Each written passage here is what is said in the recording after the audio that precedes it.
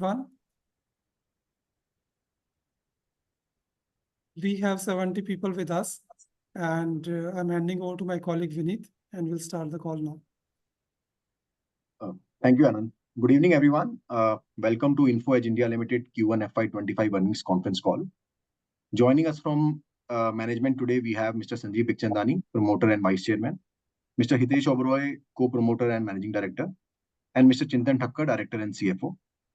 Before we begin, I would like to draw your attention to the detailed disclaimer in the presentation for good order's sake. Kindly note that this conference is being recorded and all the participant lines will be in listen-only mode, and there will be an opportunity for Q&A after the presentation concludes. Now I'll hand over to the call to Mr. Hitesh Oberoi for his opening remarks. Thank you, and over to you, Hitesh. And good evening, everyone. A big welcome to all of you to the InfoEdge earnings call for the first quarter of 24-25. We will start, as always, with an update on our standalone financial performance, and then we will cover each segment performance along with the commentary on each business. And then, of course, we'll have time for Q&A in the end. In Q1 of FY25, our standalone billings were rupees 579 crores, a YOY growth of 11%, and revenue was rupees 639 crores, a YOY growth of 9%. Billings and revenue, including Zwayam and DoSelect, were rupees 596 crores and rupees 655 crores, respectively, a YOY growth of 11% and 9%. Operating profits at a standalone level grew by 9% year-on-year to rupees 227 crores, and the operating margin was 36%. The standalone business generated cash from operations of rupees 174 crores in Q1 of 25, a YOY growth of 20%. The recruitment business continued to generate healthy cash. The cash losses in non-recruitment businesses reduced significantly by 73% from a cash loss of rupees 61 crores in Q1 of FY24 to rupees 17 crores in Q1 of FY25. EPS before exceptional items for Q1 of FY25 stood at rupees 18, a YOY growth of 16%.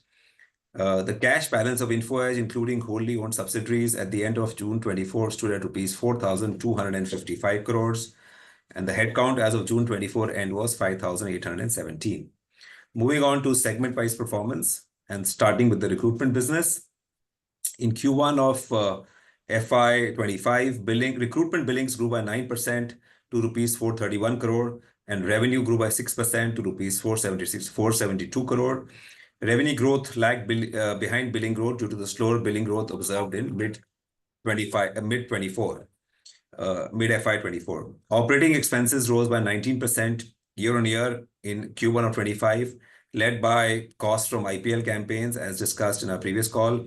We also continue to invest in our strategic business initiatives like Ambition Box, Job Hai, etc., which are aimed at driving long-term value creation in the recruitment business.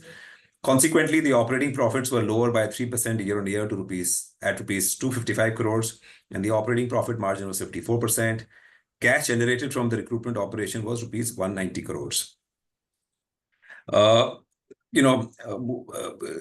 spend some time on the operating highlights of last quarter in the recruitment business. There was a slight improvement in YOY billings growth in Q1 of FY25 of 9% compared to a YOY growth of 7% in Q4 of last year.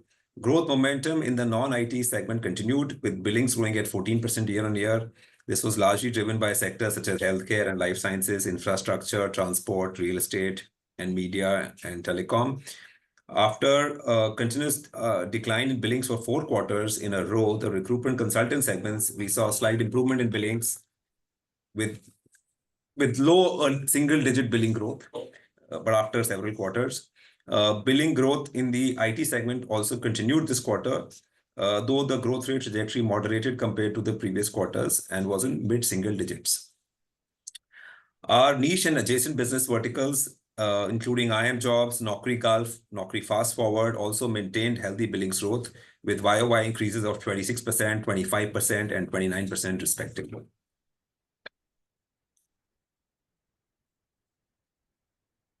Ambition Box and Job Hai, which began monetization in the previous quarter, continued to grow and showed some improved performance in the quarter as well.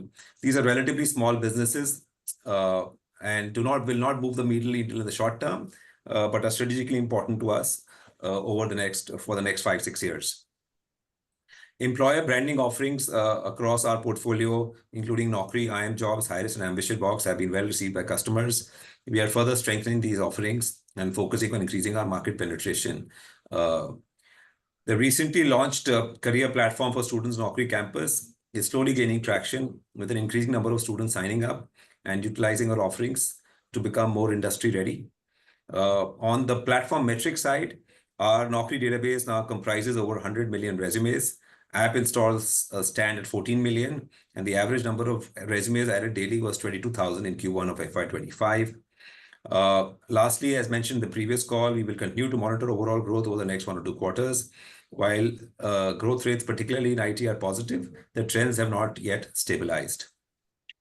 Moving over to the real estate segment, in 99acres, billing growth moderated to 10%, to rupees 81 crore, while revenue grew by 20% to rupees 99 crore.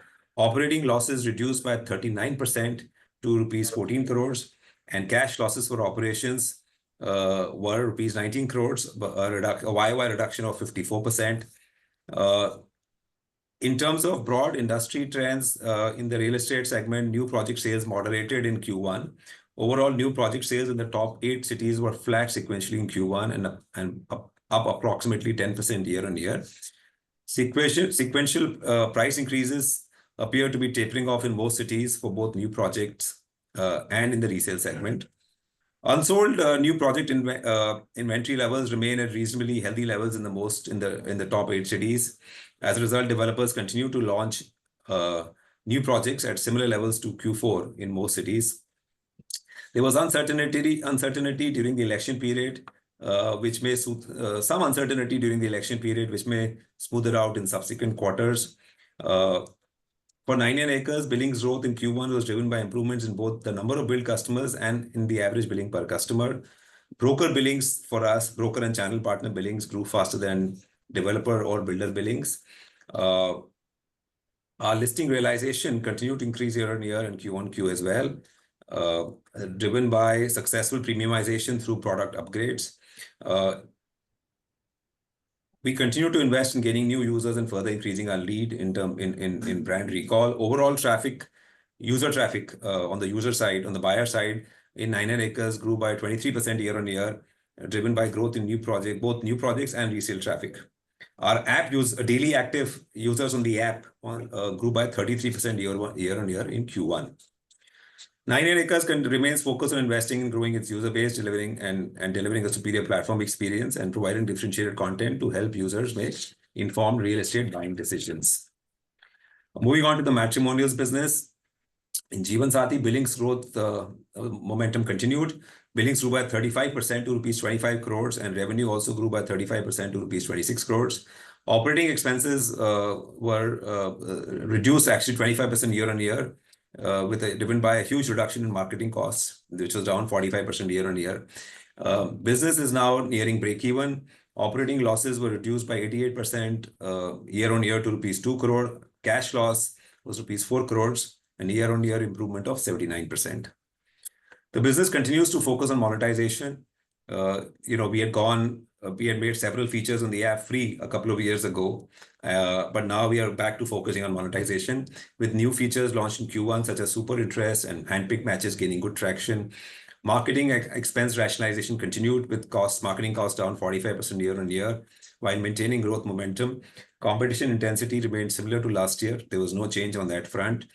Paid products launched a few quarters back following the free chat implementation have been gaining traction as users see value in these offerings. Some gains in Q1 were also achieved through better realizations.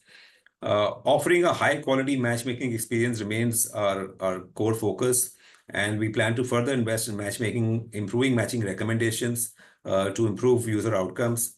Key metrics like acceptances and two-way chats on the platform continue to show healthy growth. The business will continue to launch new products in the coming quarters and try and offer different value propositions to different users. Some of these new products will feature exclusive new functionalities for paying users, and the chat functionality will continue to remain free on the platform. Moving on to the education business, Shiksha. In Q1 of FY25, billings grew by 25% to rupees 42 crores, while revenue grew by 18% to rupees 42 crores. We made an operating profit of 4 crores last quarter versus a loss of rupees 1 crore in the same quarter last year. Cash generation from operations grew to rupees 7 crores versus 30 lakhs in the same quarter of last year. In the Shiksha business at a macro level, the emergence of new private universities in India presents an opportunity for Shiksha to expand its footprint. Shiksha makes most of its money from private colleges and private universities and not from government colleges. We continue to invest in making our content more comprehensive and student-friendly and in building deep domain expertise in this space. Shiksha's traffic share, in fact, reached an all-time high of 51% in April of 2024. Student interest in studying abroad for the fall 24 season, the study abroad business is a small part of the Shiksha business, has been affected by the weak external environment. We remain committed to making long-term investments in strengthening our study abroad platform, improving the productivity of our counseling team. Moving on to the consolidated financial highlights for the company as a whole. At the consolidated level, the net sales for the company stood at rupees 677 crores in Q1 of FY25 versus 626 crores in Q1 of FY24. The total comprehensive income stood at rupees 3,583 crores in Q1 of 25 compared to rupees 3,002 crores in Q1 of 24. Profit before tax without exceptional items in Q1 of 25 was rupees 329 crores compared to rupees 217 crores in Q1 of FY24. To summarize and reiterate our midterm to long-term outlook, we are truly excited about the growth opportunities across all our businesses. The IT-dependent segment of our recruitment business has been volatile, but it is recovering from the lows with positive signs emerging in the last 2 quarters. The July 24 JobSpeak report has also been very encouraging, and the JobSpeak index grew by 12% year-on-year in July, and month-on-month it grew by 11%. Fingers crossed. Let's see how this plays out over the next couple of months as well. We have been expanding and strengthening our GCC and non-IT segments by improving our go-to-market offerings and adding more clients, particularly by penetrating further in Tier 2 and Tier 3 cities. Our niche and adjacent businesses such as iimjobs, Naukri, Fast Forward, Ambition Box, and Job Hai have been delivering decent results and expanding the opportunities for future growth of the recruitment business. Our non-recruitment businesses are showing reasonably healthy growth and are all nearing or approaching break-even. 99acres has established a strong value proposition and is on the right track to grow market share through, given favorable market conditions, improved sort of offerings and better realizations. Jeevan Sathi's shift to a freemium model has now started yielding results. We are accelerating top-line growth and reducing losses. Shiksha continues to grow well and is already profitable. We have also been making reasonably good progress in deploying AI and machine learning across all our businesses. As a result, we are seeing benefits in terms of higher user engagement on the platform, and we are also trying to boost both productivity and efficiency inside the company.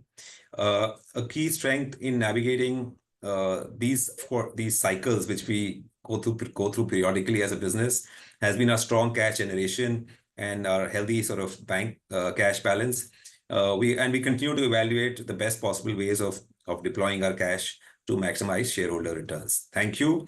I'll stop here, and we are now ready to take any questions that you may have. Thank you, Hitesh. We will now begin the question and answer session. Anyone who wishes to ask a question, please raise your hand on the screen. We will take your name and announce your turn in the question queue. Anand, over to you. Thank you, Vineet. So the first question is from Vivekanand from Ambit Capital. Vivek, go ahead and ask your question. Yeah, thank you for the opportunity. First set of questions pertain to Naukri and recruitment. Hitesh, could you explain to us how non-IT as a segment did? You've been expanding the presence of Naukri across Tier 2 and 3 markets. On your JobSpeak also, you are disclosing a lot more number of cities. So clearly you're focused on tier 2 and 3 cities, and mostly these cities are non-IT centric. So could you help us understand how non-IT is doing for you, and what's the pricing proposition like for non-IT customers versus current billing trends for IT, and how you think about the scalability of non-IT billing?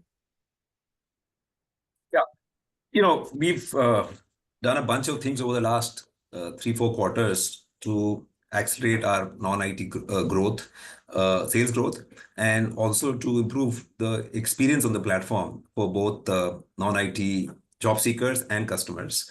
We've opened new offices in existing cities. So cities like Delhi, for example, NCR, we used to have 3 offices earlier, but the cities have grown over time.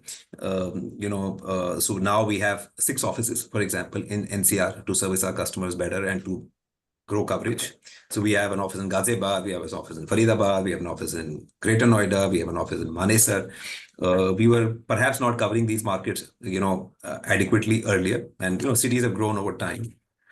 We've also opened new offices in cities where we did not have offices earlier. I think our goal is to get to 100 cities. In maybe a couple of years, we perhaps already in more than 70 cities, and that's where we have a lot of non-IT growth, right? Because as these cities grow, they are creating jobs, and IT is not everywhere. And many of these companies start small, and it's important to get them onto the platform early, right? On the product side also, our IT experience is always very good, and on the job seeker, both on the job seeker side and on the customer side. We have been working very hard to improve our experience for non-IT users, job seekers and recruiters. It's a harder problem than IT because there are so many industries, so many segments, all kinds of job seekers in the market. There are so segment by segment, we've been trying to improve the experience. We've taken up, we are targeting, looking at the bigger segments first. And this is where we're deploying a lot of AI and machine learning to improve the experience. We do all really well with the bigger customers, even in the non-IT space. And now we are trying to make more inroads into the smaller SME space as well. The SME customer is very different from the enterprise customer. Often SME customers are small in size. They don't have HR departments. They don't have a lot of time to go through our database and post jobs. And, so we're trying to see how we can help them use the platform better. Also, we must understand that the non-IT market there was a supply overhang in this market because not much hiring happened during COVID, but a lot of people, hit the market, looking for jobs. And that supply is slowly getting absorbed. That overhang will hopefully go away with time. And if that happens and the economy continues to grow at 6-7%, then actually the non-IT segment should grow even faster for us going forward. But fingers crossed on that one. So that's really, so again, our pricing in non-IT also, is more modest compared to IT. Because the hiring needs of customers, of every company, and IT companies hire in large numbers, while here they sort of don't hire that many people, but we have worked with many more companies, right? So it's also more aggressive. So all in all, we are happy with the progress on the non-IT side. Great, this is helpful. Just one more on recruitment. Job here seems to have now expanded to, I think, around 60 cities, and you seem to be getting a lot of traction in terms of number of job seekers on the portal. How should we think about the revenue contribution here? It seems like there is an explosion in the number of profiles that you are adding here. I mean, year on year, I think you've expanded to so many new cities, so many new job seekers. I think you're doubling there. And perhaps from a low base, I understand, but how to think about the monetization of this segment? You seem to clearly have critical mass. You're absolutely right. We've worked very hard on the product for the last 3 years, and we seem to have got product market fit. There's a lot of traction. We're getting a lot of job seekers. We're getting a lot of jobs. We're getting a lot of recruiters advertising on the platform. And it's a freemium model. So, anybody can actually post a job for free to start with.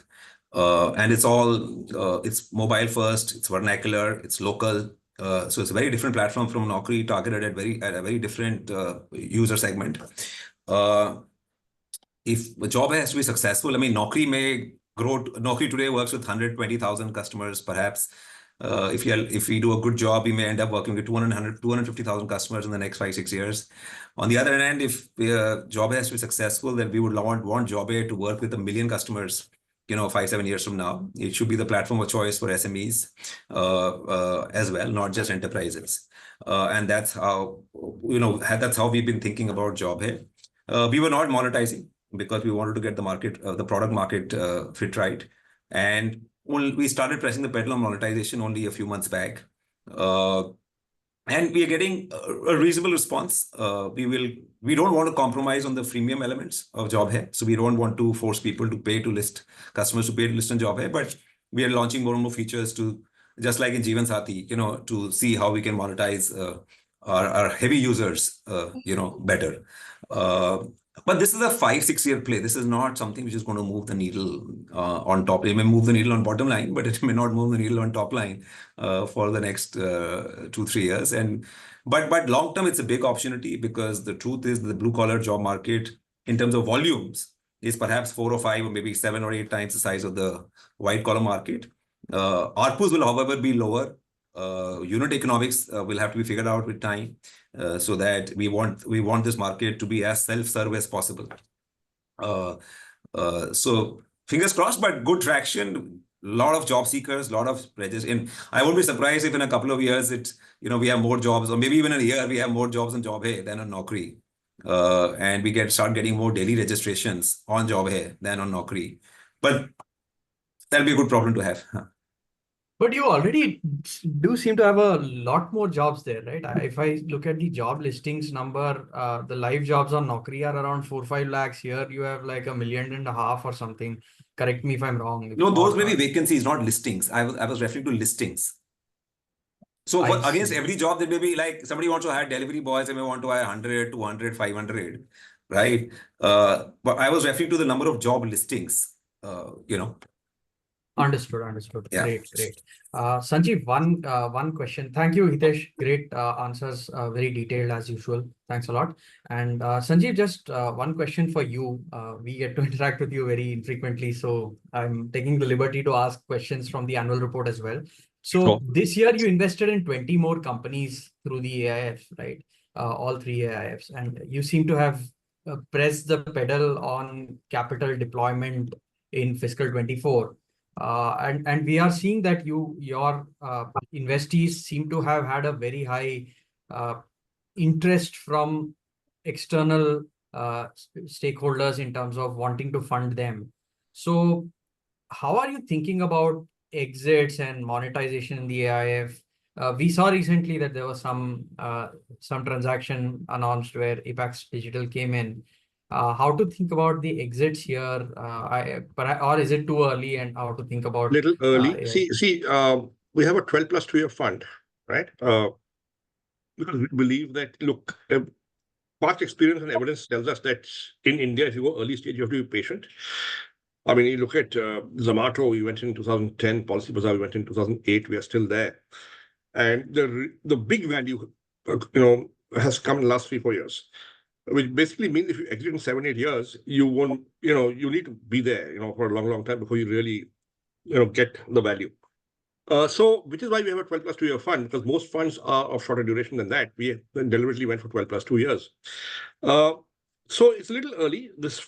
Our first fund, our first AIF was 2019. So if you start looking at getting your exits 8 years or 9 years out, then you're talking about 2027, 28. Of course, there will be some exits which may happen earlier. If something blows up, you'll obviously exit earlier. If there is a great acquisition offer that comes along and the founder wants to take it, you can't really block that, because you have to back the founder, because you can't really run the company without the founder or the founders. And if you invest in a slightly later stage company, like we did with Ixigo, it goes public. Now, we haven't exited Ixigo, but we have the option to whenever we want. So we are patient. We're not even thinking of exits right now, actually. Okay, great. That's very helpful. Thank you so much. Thanks, Vivek. The next question is from Nikhil Chaudhary from Nuvama. Nikhil, go ahead and ask your question. Hello, thanks for the opportunity. Hitesh, first on recruitment side, while overall billing growth had been improving since last 2 quarters, but underlying growth, especially in IT, has changed growth trajectory from double digit to now mid-single digit. Despite Q4, I suppose, was a high base here compared to Q1, right? So in same kind of wild swing happened in job speak as well, right? June, we saw the dip. In July, very sharp upswing. So any color there, what's happening? What would be the trend going ahead? Difficult to say. See, we were actually April and May were good months, but in June we saw sort of negative. We saw a decline in jobs being posted on the platform. Now, according to our sales team, maybe it had to do with the uncertainty around the elections, but we can't be sure. I mean, July we've seen a bounce back. Will it sustain? Hard to say. Right now, as things stand, the sales team is more bullish than they were. But it's all the function of what happened in the last month, more than anything else. Moods change basis. That. So it's a wait and watch situation. Like we had said last time, also we would want this to maybe comment on these 2 quarters. From now. I mean, there's a recession in the US now, according to some people, that may impact things in India. In the past, recessions have also been good in the medium term for IT companies because recessions in the US lead to cost cuts and ultimately, more people get hired in India as a result. But we don't know how this is going to play out this time. So fingers crossed. I mean, in our company, at least I can tell you attrition has moved up a little bit, so that's worrying us. But let's see if this sustains there. Hard to say what's going to happen. Sure, Hitesh. Second, on margin side, we have seen improvement in profitability, especially on the non-recruitment side, and many of the businesses almost reaching break even. So just want to understand what's the strategy going ahead. We have reached some of the milestone which we targeted. Are we planning to increase the profitability further, or no, we would like to invest back in the business? So in Jeevansathi, we are targeting break-even this year. So we would like to get as close to break-even as possible. At the same time, we're targeting high growth because we've started monetizing more aggressively. We had gone free for a couple of years. I mean, we continue to be freemium, chat is cheap, but we have launched more features and more functionalities to help monetize better. So we would want to get as close to break-even as possible this year in Jeevansathi. In Shiksha, can we continue to sort of be profitable? The domestic business grew very well in Q1. Study abroad is struggling a little bit because of what we're seeing happening around the world. So at least, even in Shiksha, we would want to at least, target break even or at least make some profit this year. But we would want to continue to invest in growing our platform and improving the quality of content, the quantity of content, the richness of the content on the platform. We are investing a lot more behind the app. We are, wherever possible, we are trying to use, generative AI and data science and machine learning to improve the experience. So that will continue. 99 acres is a little tricky. We had a great 5 or 6 quarters, but this quarter growth was a little lower than what we expected. And on deeper analysis, we realized that in certain markets we grew really well, and in some markets we struggled. Now, again, anecdotally, what I can tell you, the business took a hit in June. Maybe again, it had to do with some uncertainty around the elections. And often when state government change and so on, and all these things happen in real estate, some of the projects get delayed. I mean, approvals, take longer as people adjust to the new environment. So we would want 99 acres to grow faster. Going forward, we are, doing whatever we can. And if that requires us to invest a lot more in the business, and if that means, taking a loss for some more time, I mean, that's fine with us. I mean, we see this as a good opportunity in the long run. Sure, Hitesh. You have mentioned now the investment in the non-recruitment side. In past, you have mentioned that FY25 will be a year where you want to invest in recruitment side as well. So is it fair to assume that FY25 will be the year of investment where, the focus will be on growth or maybe building the capability rather than profitability improvement? Right. Even in recruitment, see, we continue to invest in our job hai business. We continue to invest behind the Ambition Box platform. We continue to invest behind IM Jobs and Hirist. Even our Naukri Gulf business has been doing well. We continue to invest in the Naukri Gulf business. We spent, for example, even though our business is growing slowly, we were on IPL in Q1. That's why our marketing spend went up in Naukri, because we were out of media for a long time, and it's never good to be sort of out of media for a long time. I mean, there is, so it's normally, slowdowns don't last for a very long time, and business always bounces back. And it's important to keep investing even when the market is slow, because that's how you get share.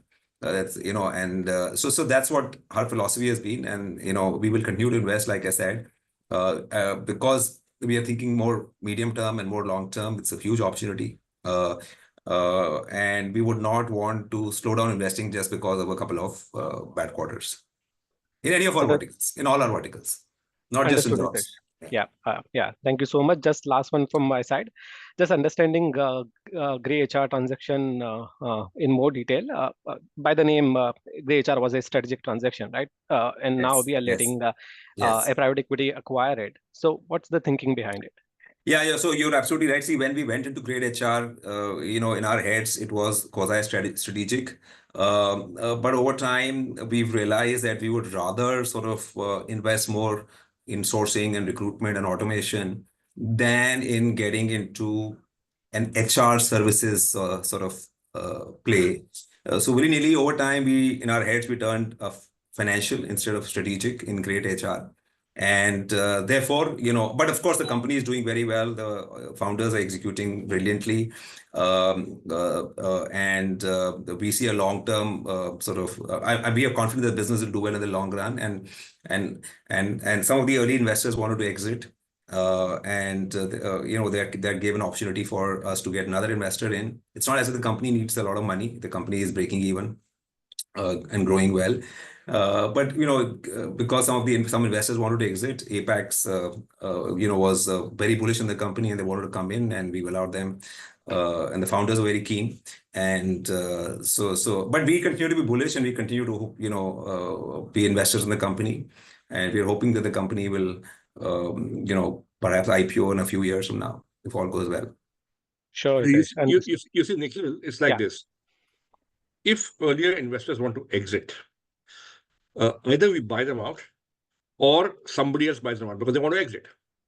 And if we are no longer regarding it as strategic as we thought earlier, then do we want to commit more money to buy them out, or let somebody else? And that is the choice. And I think we've made this choice for reasons that it's no longer as strategic. Sure. Understood. Thanks a lot. Good luck for coming period. Thank you, Nikhil. The next question is from Nitin Sharma from MC Pro Research. Nitin, go ahead and ask your question.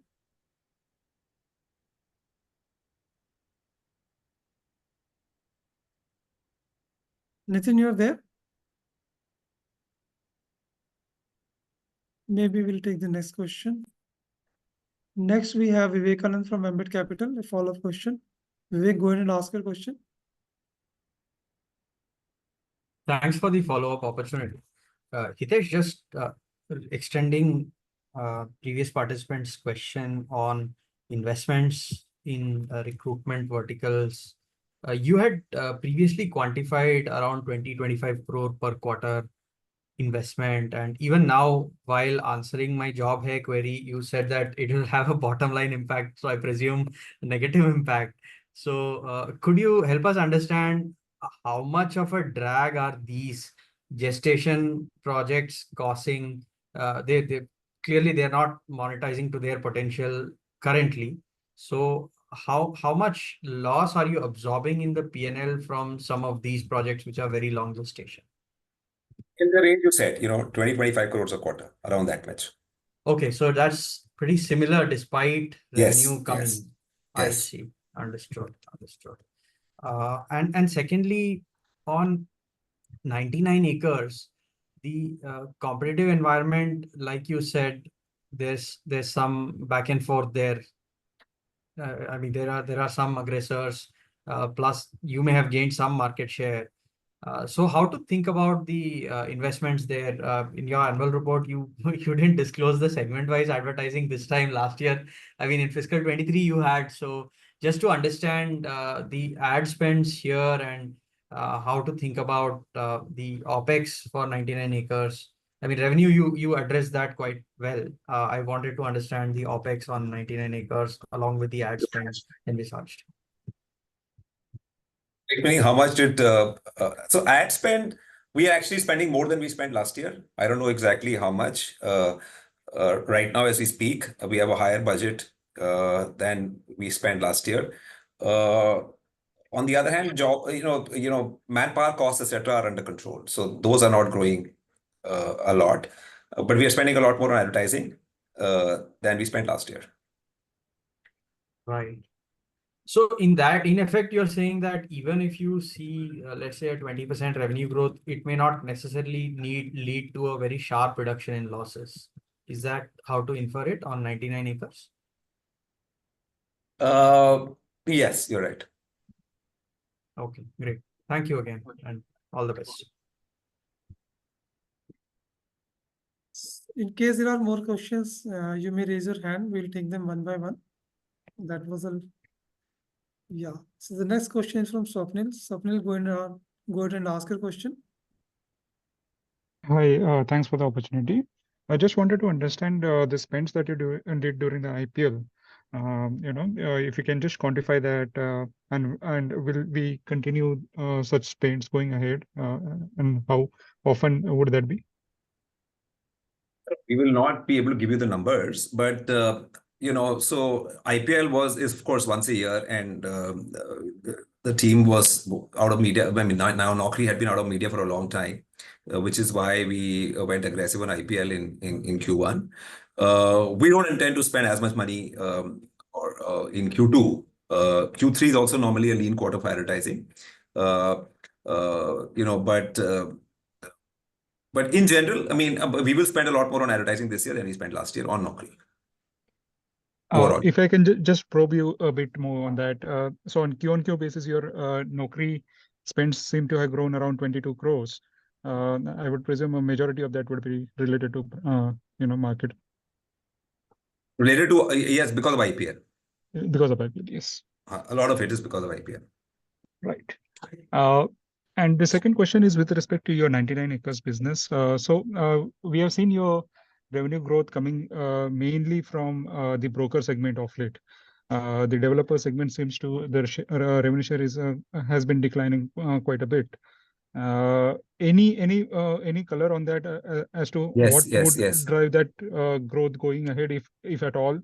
And if that is not going to happen, would it not be fair enough for us to invest on the B2C side, directly go to the customer and try to monetize that even more than what we are doing right now? 2 points. So one, see, the market is also moving more and more towards channel partners. So on the resale side, all our revenue comes from brokers, right? There are no developers there. On the new home and new launch side of things, in the primary market, we make money from both channel partners and developers. Our sense of the market also is that it's moving more and more towards channel partners. So there are more channel partners than earlier. More and more homes are being sold through channel partners in more and more cities.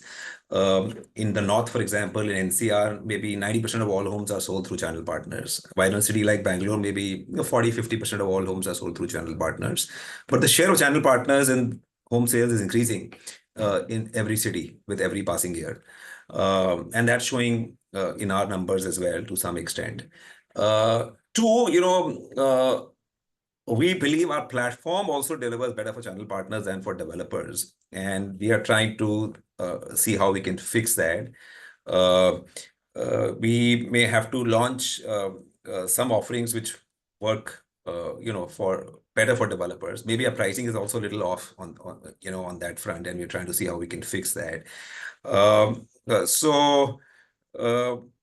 But long term, our sense is, I mean, if we were to fast forward 5 years, most homes in the country will be sold through channel partners and not directly by builders, especially in the affordable and those kind of segments. And especially when the market is a regular market. See, in a hot market, anything happen. Developers don't need us. They don't need channel partners to sell. You may have heard of DLF launching, everything getting sold in 2 days. Nobody's required if that is the case. But in a regular market, it's more and more transactions are likely to happen through channel partners than through developer sales teams over time. That's our sense. Right. And on the B2C part, any plans to go aggressive on that side? Monetizing owners, you mean, and buyers? Yeah, both. We don't intend to monetize buyers. That's not in our plan. We have some offerings for owners. While any owner can list their property for free on 99 acres, we offer some value-added services, and a small percentage of owners avail of those services. About maybe 7-8% of our revenue is from owners in 99 acres. But by any chance, do you want to increase that share if the developer share is not going? No. Of course, we would want to grow our revenue from owners, but it's not a very big part of our strategy. We would rather grow revenue from brokers, channel partners, and developers first. Got it, Hitesh. Thanks a lot. Yeah. The next question is from Jalaj Manocha from Swan Investment. Jalaj, go ahead and ask your question. Thanks for the opportunity. I hope I'm audible. Yeah, please go ahead. Hitesh, this question was for you. So, has there been a material change in the outlook for IT hiring from the last quarter per se? The July jobs peak was very positive, and all I can say is that we've got some of our clients have renewed and upgraded, but whether this will sustain or not, I don't know. We should wait and watch for maybe another 3-4 months. Okay, and this upgradation you are talking per se for the IT clients only? Yeah, about IT clients. I was referring to IT, some large IT clients. And like I said, our consultant hiring, recruitment, we get about 27-28% of our revenue from recruitment firms, and they were, negative for at least 4 quarters. We saw a slight improvement there. They moved into positive territory. A lot of these recruitment firms also work for IT customers. But let's see whether this sustains. And I don't know what you are seeing. Now your IT companies may be telling you whether their attrition rates are going up or not. So from our IT companies, what we understand is the utilizations have started to peak out right now. Yes. Though attrition numbers to be moving on the downward trend. So just wanted to understand if that is just a positive for you guys. Yeah, so that's what I had said last time as well, right? That a lot of these IT companies had overhired during good times, and they had built a big bench, and slowly, and as a result, their utilization rates had fallen, and because they did not hire for a long time, they're now back to pre-COVID utilization levels in most cases, and therefore, if they have to maintain headcount, they will now at least have to replace the people who are leaving. So at least that part of the market should come back. Now, are they going to be hiring for growth? I don't know. Are they going to grow headcount aggressively from here on? I don't know. Will attrition rates go up? I don't know. I can also tell you that GCCs have started hiring. So some of the larger GCCs had shut down hiring. The larger ones, the smaller ones were hiring, but they were small. So the larger ones had stopped hiring. Now there are some green shoots there as well. Some of the larger GCCs have started hiring in small numbers. Let's see how this plays out. If they start hiring in large numbers, then that may lead to higher attrition in IT services companies as well. But let's wait and watch and see what happens. Understood. Thanks a lot, Mr. Yeah, thanks, Jalaj. So Vineet, that was the last question we had for the day. Anand, I guess Abhishek Banerjee as well. There's one question just came. So Abhishek Banerjee from ICICI Securities. Yeah, so Abhishek, go ahead and ask your question. Yeah, hi. Hitesh sir, just one question. You just mentioned that the captives are starting to hire. Now, last time you had said that captives, when they just formed, you do not get any revenues from them. Yes. But after a year, they also, start contributing to your revenues. So given that the number of captives have gone up quite a bit in the last 1 year, do you see the revenue contribution from that increasing going ahead? See, again, even here, there's an 80-20 principle at work. There may be 1,700-1,800 captives, but the bulk of our revenue comes from the big ones. The big ones are maybe 100 in number. They had all most of them had sort of frozen hiring because of, what was happening in the US and so on. Now, if they start hiring in large numbers, then of course you will see, we will benefit immensely. The smaller ones, of course, once they I had said last time, in year one, they may just hire 50 people. They don't need anybody. They go through recruitment firms and hire because they need to hire senior management and middle management. But once they start hitting 200-300 headcount of 200-300, they have attrition. They need to replace people. They need to hire for growth. And that's when they start using platforms like Naukri. So that will continue. And yes, over time, as a number of captives with which have a headcount of more than 200-300 in the country start growing, it'll also, it'll help us. But for the needle to move, the big ones have to start hiring. And we are seeing early signs of that, but let's see if that sustains. Understood.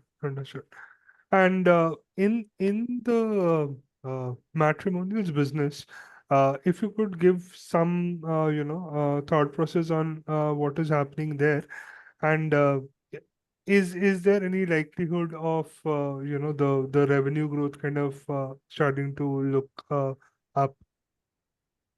The revenue growth is 35%, right now for us, and we want to sustain this kind of growth for at least 2 more quarters, and at the same time cut burn and reduce our costs so that we can get to break even for the year or near break even, maybe plus minus 8-10 crores. That's our internal goal, and that's what we are focused on right now. As far as the overall recruitment market is concerned, I really don't know much. Maybe it continues to grow at 7-10% per annum, like it has for many years. Yeah. So actually, when I asked about revenue growth, I meant beyond the number which you used to do before you decided to, discount on the pricing bit. Yeah. So do you see yourself breaching that level anytime in the if we continue to grow at 35% for the next 2-3 couple of quarters, then for the year as a whole, we'll cross 100 crores, right? And I think we were around this number. I don't remember the exact number, but perhaps around this number, 2 years ago. I remember our billings were hit by 30% when we moved to this model. So we perhaps will inch back to where we were 2 years ago, but with much lower marketing spend. So, and therefore improved profitability and higher share of overall matches, since the number of people on the platform has grown. So let's see. And now the real test will be the year after this. How fast are we able to grow once we get to the 100-110 crore sort of top line? And after that, will we start growing at 10%, or will we grow at 20% or 30%? Let's see what happens. Understood. And are you looking at monetizing the new age products which you have developed in that front? Which new age? The dating platform. No, so there, we are sort of still learning, and we are bullish on 1 or 2 products, but early days. A lot of work to be done on as far as those platforms grow. But of course, they're a long-term opportunity for us. And one last one to Chintan sir, any update on the Google issue with regards to how much they're charging you for in-app billings? Hey, there are no further updates. All is okay on that front right now. Nothing to worry about at this point in time. Got it. Thank you so much, sir. Thank you.